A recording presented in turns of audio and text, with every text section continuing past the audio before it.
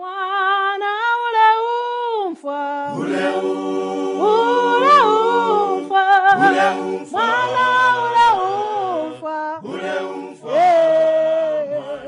Think global, act global.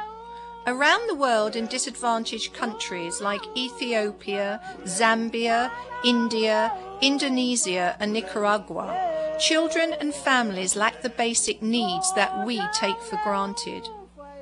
Access to clean water, nutritious food and health education requires innovative and flexible low-cost interventions that bring lasting solutions. Recovery from suffering requires someone to take action, and for 44 years Project Concern International has stepped up to the challenge.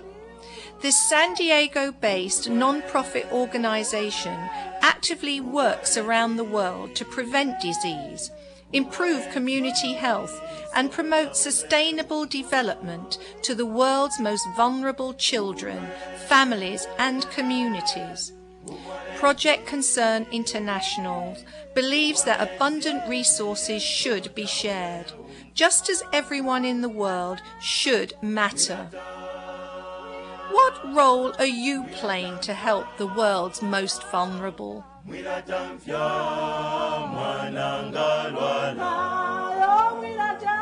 Welcome to Think Global, Act Global, and I'm your host Ingrid Hofmeister.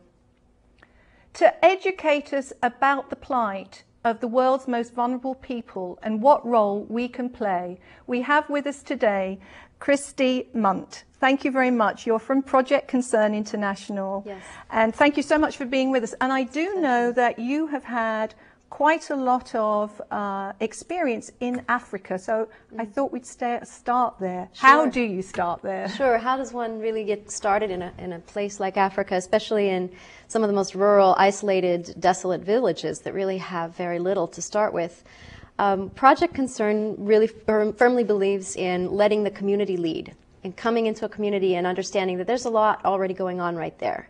And we may not, as outsiders, have all the solutions. So we're looking to local leaders, parents, teachers to come together and asking them what has worked and what else could work in their communities.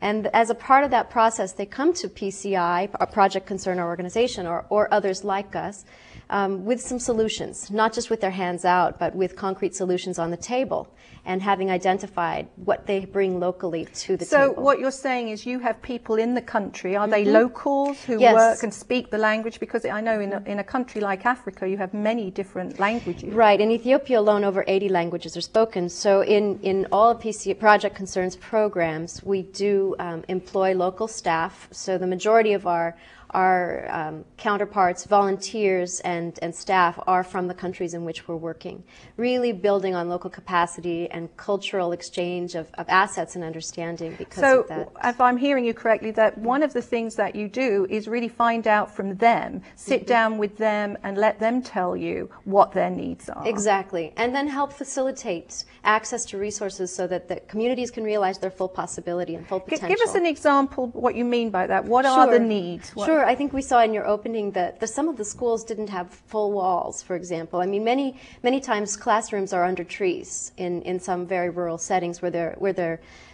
their formal ministries of education can't actually provide public schools. And so communities may identify that they need a community school built or a roof put on, or for the walls to be painted, or that school supplies need to be provided. So when communities identify those things, our staff and our project can help transfer those resources into those communities and help them to grow. As we know, education can be extremely empowering for a community, and it's one of the building blocks for a future of hope in poor communities. Now, I know you also have had quite some experience in, is it Guadalajara or Guatemala, actually. Guatemala. That's right. I worked for Project Concern and lived there for about 6 years total. And some of the themes that come out of my experience there are community responsibility and a sense of women's economic empowerment. And by community responsibility, I mean, we were providing water to a village of 5,000 people, and yet it wasn't just as I say, external resources coming in and putting a system in place. It was really community members bringing sand from the river, bringing rocks from the river, and contributing that to be mixed with the cement, and digging trenches themselves, volunteering their time to help put the system in place. Is this, sorry to interrupt you, is this a unique thing to your organization, or are many of the organizations out there doing that, working in sync with the community rather than going in and... I think it's a basic principle of development that many of us perhaps have in our hearts when we start getting into this field. As organizations grow, perhaps it's a little more difficult to connect with that at the community level. Give you an example of Project Concern's capacity to identify unique gaps. For example, after the tsunami last year in Indonesia, there were larger organizations distributing resources in urban centers where they could reach more people because it's simply easier. Okay. Project Concern had smaller amounts of resources but actually went into little villages that were harder to get to on a boat, some of the most isolated people who were most in need of help. So I think it's a unique niche to be very sensitized to what the unique needs of the community are. Now, how do you find, I mean, you're an organization here in San Diego, but where do you get the people to help you? I mean, that sounds like such a difficult thing. I mean, do you go there and you find them, or I mean, how does that work? Well, we're really looking for individuals who are interested in making some kind of a change in their lives, learning more, becoming connected with a global community. You know, with the change of technology today, we're no longer isolated communities. We can get on the internet, we can see on television what's happening all around us, and it doesn't take that much to learn that little bit extra more, and then start contributing your time, your resources, your talents towards projects that can really make a difference. One of the things that I'm struck by, you mentioned technology, and I know that children at school have access to that, especially in Europe and in America. And so the global world is truly a global world. We're not local anymore. I know we've called the show Think Global, Act Global, but one of the things that comes out from what you're saying is that we aren't separate anymore, that we really have come together as a result of technology and the computer. That's very true, and I think it gives us an opportunity to learn from others who are not like us. In our immediate surroundings, we generally see people and circumstances very similar to ours. But when you really want to learn, have the chance to put yourself in a situation where you're talking with somebody who's very different from you, whose upbringing was very different from yours. And I think through that learning, there's an opportunity for real change and transformation as individuals as well as a world. That's so true. Tell me a little bit more about when PC Project Concern International goes into all these countries. You've talked about schools. What about poverty, and what about water, and what about what I think of as the basic needs? I think one of the basic needs is access to economic resources. You know, economic empowerment for women, for families, is something that can really give people a step up. And PCI, or Project Concern rather, has worked through small micro-lending groups, primarily of women, so women accessing small loans. Well, you know, you've brought that up, and we're just going to go and see that now. We have two people we're going to see interviewed about their time in India and what they did there. I stopped working approximately 8 years ago, and one of the things that I've become very excited about is giving back. We decided that we'd take a trip to India with a nonprofit located in San Diego by the name of Project Concern. It was a vision trip that gave us the opportunity to look over all the work that they're doing in this country. And I think the work that they were doing down in the southern tip of India, where the tsunami hit, probably best exemplifies the strategy they have, which I became very excited about as a result of seeing it firsthand. And that is that they're not there just to provide homes or medical aid to those who need it, but they take a very holistic approach to building or repairing community. And when I say that, I mean not only are they in the home building business or repair business, including fixing fishing vessels, but also providing schooling for the children. In many cases, it were the men that were lost when the tsunami hit, providing education and training for the women who now had to head the family, also giving them a way of existing in the meantime, providing jobs, providing credit if they wanted to start a micro business. One of the most powerful vehicles for people to get themselves out of poverty is microcredit, and we had the opportunity to visit a new program in India. Microcredit basically lends very poor people very small amounts of money that they can use to invest in something that will produce income for their families. Typically, the borrowers are women because they are more likely to pay it back and because they invest in the well-being of their families and communities. We were able to see these women signing their names for the first time to get checks that would enable them to earn income that not only changes the economics of their family, but also the dynamics of the family, because women with money have power, and young girls who see that can imagine being educated rather than spending their day going for water. What brings us to global philanthropy and keeps us here is that such very small amounts of money can make such a significant difference to people in other parts of the world, and that as they make their lives better, our lives and communities are healthier as well. We have in the studio with us Michelle Rivera from La Jolla Country Day, who in fact is already a world citizen. You went to Nicaragua with the school. First of all, before we go into the trip itself, what made you even interested in going, Michelle? Well, at the end of freshman year, we always have this meeting where they talk about next year's outdoor ed trips that are going to be taken. And one of the trips that was discussed was the Nicaragua trip. And it sounded really interesting being able to go to this different country and see these people and meet these people and kind of see the kids there and see what life is like in a third world country. But I wasn't really sure if it was something that I wanted to do, so I went home and I talked to my parents about it, and they encouraged me really to write the essay and to see what the trip was about. So, tell me about the essay. I didn't know about this. You had to write an essay? Yes, we had to write an essay. About why you wanted to go? About why you wanted to go, the impact it would have on your life, and then what you could bring back to our Country Day community to share with the people of Country Day and of San Diego what you learned about yourself and about this country. So tell us what you did, and then I think it would be marvelous for our viewers to hear about what you did learn and what impact it had on you. But let's start out by hearing, where did you go and what did you do? Okay, well, we went to Nicaragua, which is in Central America, and we specifically spent time in the state of Jinotega. And there we went to about a couple of different schools, and we painted schools, we gave out supplies to children. In one school we built a cement stoop so the children could get up into the school easier. We actually raised a lot of money towards a school that we were going to rebuild in September, which we weren't able to go because of hurricanes. So we reimbursed them for having to build that school on their own. And we met with the kids. We went to a well baby clinic. We saw how babies were weighed and things like that.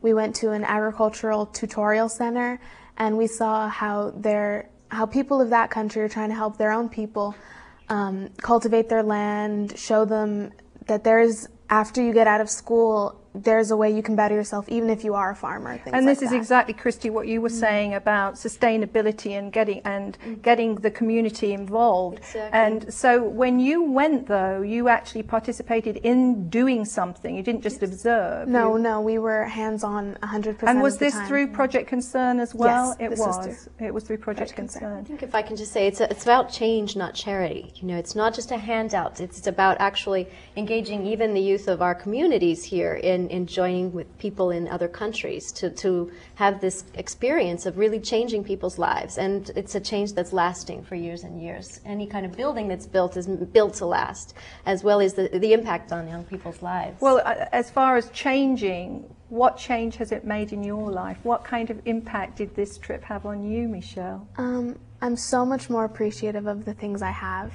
Just even small things like going to school and having walls and having paint on the walls and having a roof or having windows at school or having cars and things like that, having a strong house and being able to go all the way through high school and having the ability to go to college are things these kids don't have, things that is not made available to them. And also it taught me to be so appreciative, just because the people there are so humble and they're so proud of what they do have. And you never hear them talk about what they don't have. It's what they do have and how proud they are of that. And it's made me to be even more proud of what I do have. Do you think, though, that you could have received this kind of feeling you have now without the experience? Because one of the things that I hope this show helps is that it's more than just reading the book or even watching this video. It's taking the step and having the experience. That's what I hear you saying. Oh, most definitely. You need to go out there and you have to see firsthand, because there's nothing like hands-on experience, nothing like seeing it with your own eyes. Because yes, a picture can tell 1,000 words, but actions are what really get things done, and actions are what really impact you. I think a common thread that we're hearing from both Jerry and Karen's comments as well as yours, Michelle, is that this desire for community involvement, whether it's in the communities where we're working or in our own communities, people want to become a part of something. They want to be a part of the school or of a community or a workplace, but somehow they want to get engaged, and that makes them feel more connected to others. And that's really this desire to get involved and join with others and look for some kind of specific project where you can make a difference is a great opportunity. If you had to tell your friends, one of the things that I don't know where somewhere in my notes I have something written by Gandhi, or in fact I'm going to try and find it. Here it is. It's by Nelson Mandela, in fact, and it says, "Sometimes it calls upon a generation to be great. You can be that generation." How do you feel about that comment? I think that's great. I think that's really the message that needs to be getting out, that to make a difference, you don't have to be someone, you don't have to be in a world power, and you don't have to be the president or anything like that. Just be who you are and get involved in something and be passionate about something. The time is now to get involved, and it's up to us, because we are the next generation. It's up to us to really change things. On that note, because it's such a beautiful thing, thank you so much. We're going to take a short break and we'll be right back.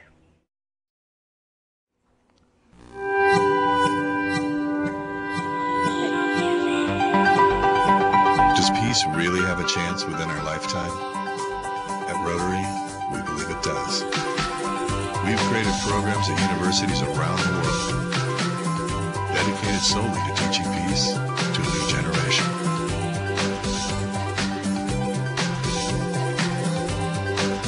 There's a new symbol for peace. Rotary. There is a place where a total stranger will give you their blood.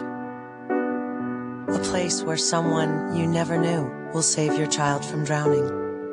Where a person who doesn't look like you, talk like you, or dress like you will give you shelter after a flood. That place is called America, where we look out for each other. When you help the American Red Cross, you help America. Welcome back to Think Global, Act Global. I'm your host, Ingrid Hofmeister, and we are talking about the plight of the people that are so vulnerable in countries like Africa and India, Nicaragua. Our guests are talking. We have Christine Munt, Michelle Rivera, and last but not least, Camarade Belinda. Camarade, welcome to the show. Thank you. You have such an interesting story. Let's just start there. I know you're from the Democratic Republic of the Congo. Yes. And now you're here in America. How did that happen? We left the country in 2002, and that was because of the war that was taking place in the country. Many people were being killed, and everything was going wrong. And so we saw that our life was threatened. I'm sorry. Our life was threatened, and then we decided to leave the country. And we went to Uganda, where we found refuge, and we lived there for 1 year and 8 months. One of the things, and I actually looked it up, and I saw some statistics that in the Democratic Republic of the Congo, it says 4 million people have died because of civil war, starvation, and disease. And my sense is that your entire life was very, very difficult during those years. Yes. and you escaped through Uganda, and you got here because, how did you get here? We were helped by Catholic Charities with the help of our sisters who was living here. And she introduced the paper at the immigration office at Catholic Charities, and they did everything. And luckily we were accepted and came to this country. Well, I'm glad you were accepted too. Oh yeah. Tell me, when you came here, you did have some difficulties adapting to the way of life, very, very different from where you came from. Tell us how you were helped. I was helped mostly by an organization or a program called Project BRO of Project Concern International. And what they helped me was to work on my self-esteem, because coming from a country where everything is destroyed, where nobody's there to help anybody to lift yourself up. When I arrived in this country, I joined that program, and they helped me to work on self-esteem, to work on decision-making. And also, they put in me, or they helped me to learn some life skills that helped me to go through life in this new society, the American society.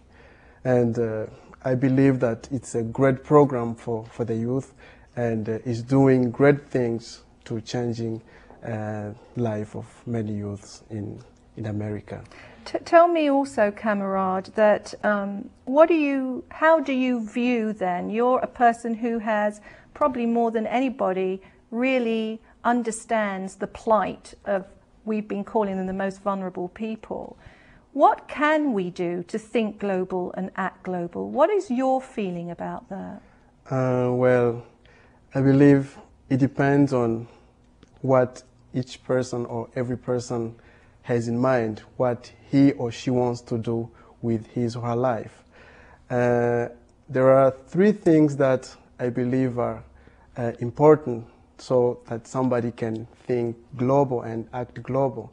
And those three things are to think beyond self, to think beyond now, and to not let the mistakes of the past influence us. Because if we think in the now, all we see is our immediate needs, and we forget what is important, what is very important that can help many, many people who are going through difficult situations. And to think beyond self is to think that every action that I take impacts me first, and it touches other people around me. And so if I think only myself, I exclude or I limit myself from those many things, those great things I can do, or those who can benefit from what I can do or what can come out of me. I'm closing the door from them to receive from me. And so I believe thinking beyond self, thinking beyond the now, and to not let the past mistakes influence us is something that our youth or those people who really want to bring change in the community needs to do. Oh, that's wonderful. And you've had, obviously, a lot of time to think about it. In fact, you had mentioned to me, I had spoken to you before the show, about a paper that you're writing on poverty. Could you say a little bit about your feelings about that? I presented on that topic 3 days ago, and it was to give a picture or to bring a general awareness, to bring people to understand at how extent we are affected by poverty in this century. We looked at the conditions in past centuries, the challenges the people faced, and what they did to overcome those challenges. And we also looked at what are the challenges that we are facing today. And we found that the big problem that we have in our society is that the low-income people, or those people who don't have the means or the resources to bring themselves up, they don't have somebody or they don't have that help that can really help them to come up and climb the ladder of development. So, would you say, sorry to interrupt, but would you say then this is part of what we're talking about, is playing a role in that support? One of the things the program we said at the beginning was, what can we do? What role can we play? So can we talk for a few moments about action? You mentioned action, Michelle, which I thought was wonderful. And I was going to read this at the end, but I'm going to read it now because it's so much in what you were saying, Camarade. And this is Mohandas Gandhi. You must be the change you wish to see in the world. Let's talk about what can that change be? What does it look like, Christy? What does it look like, Michelle? And when...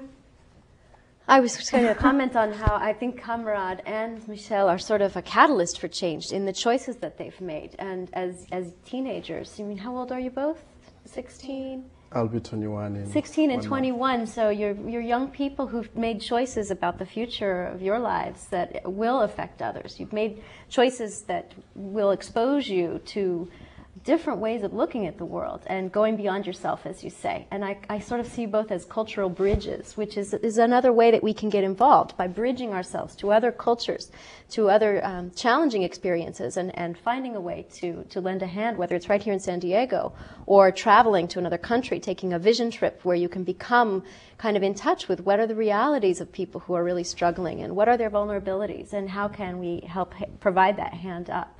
And how does that happen, though, when we're in a society of abundance? We're in a society of abundance. How does one get to that experience? You touched upon it, Michelle, because you said you actually went. You've actually had the experience and you've actually went. In fact, the four of us sitting here have had that experience. But for those viewers out there who don't know what we're talking about, what would you recommend? I think a good way to get out there and do things is just broadening yourself. If you see this program, going online or going out there and trying to find something to do, trying to just look in on things and look, well, this looks interesting, maybe I'd like to do that. Just taking an interest in something, like he said, other than yourself, and not concentrating on things from the past. Just think about now and think about what's prevalent now and how you can change that for the future and make it better. I would encourage people to go to our website, projectconcern.org. There are opportunities for volunteerism, for taking trips and learning firsthand, for resources and photographs, which will allow you to more fully connect and engage as a world citizen. And I have to stop now. I can't believe it. It's the end of the show. Thank you so much, Camarade, Michelle, and Christy. And to our viewers, thank you very much from Think Global, Act Global. Ula,